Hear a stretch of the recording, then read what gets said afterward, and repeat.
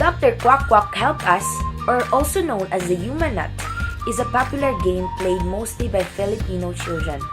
You can play it in school, street, or fields. Originally, Dr. Quack Quack game is derived from a fictional character, Dr. Horacio Quintin Quack, a Mobian duck who is a royal physician and is one of the best medical experts in Mobochopolis.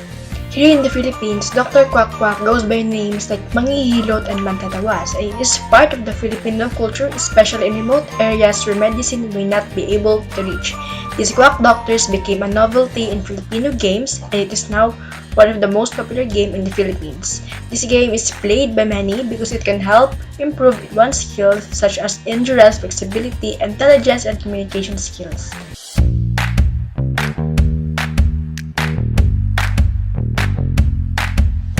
To start a round, the player chosen as Dr. Quack Quack will then turn around facing the tangled circle of players and then start to untangle them all by himself or herself. When the player manages to untangle them, the round is over. The chosen player wins and another round may begin for a new player to be chosen. However, if the chosen player manages to fail in untangling the other players or injure another player, the player may be given a consequence depending on the choice of the other players.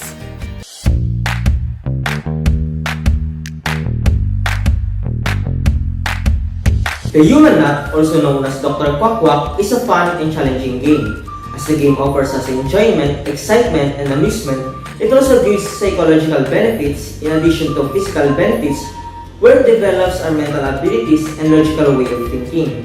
Ideally, the game consists of 5 players of no particular age, gender, and status as long as they could play. There will be one player chosen as the Dr. Quack Quack either by Jack and Toy or rock, papers, and scissors. The rest of the players will create a circle, hold each other's hands, and move over or under each other to entangle the circle that is formed. Whereas, the more players that are joining, the more it will become challenging and fun, as this game needs concentration, speed, and the strength to play.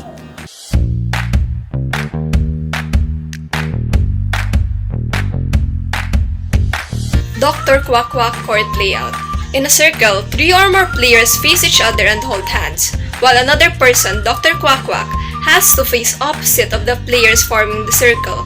While holding hands to forming a circle, players then proceed to tangle and knot each other.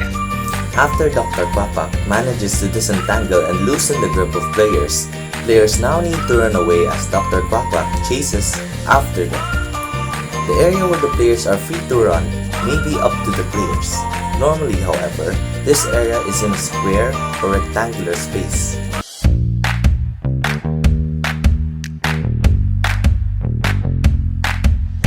Here are the materials needed in the game Dr. Quack Quack.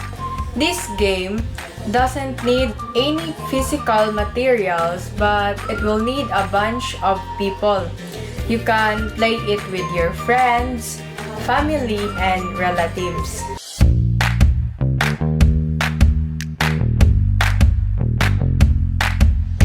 The rules of the game is simple. First, to know who will be the it. You can play elimination by Jack and Poy, also called as Bato-Bato Pick, or any other methods, and the loser will be the it. Next, the it will turn back and the other players will form a circle and start to tangle or twist their body and positions in a way of entering under or passing above the hands of co-players while keeping their hands holding. Then, after they finish preparing the twisting part, they will call Dr. Quack Quack by saying, "Dr. Quack Quack, please help us." Lastly, the it will come and try to solve or arrange the twisting part, and after solving it, the Dr. Quack Quack will cut the circle with his or her hand, and other players will run. The player who will be caught by the it will be the next Dr. Quack Quack.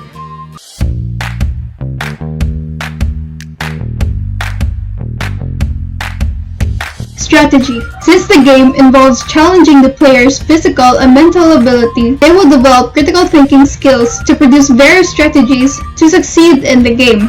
Concentration. This value goes to the player chosen to beat Dr. Quack Quack or the Taya for the game.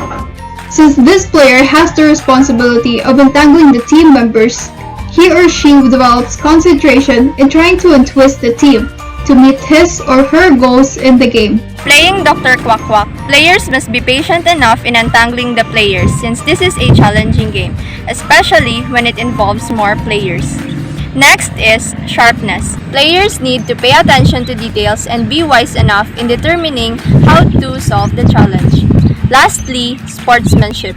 Players should understand one another and also accept defeat when he or she loses the game. One develops acceptance throughout the entire game.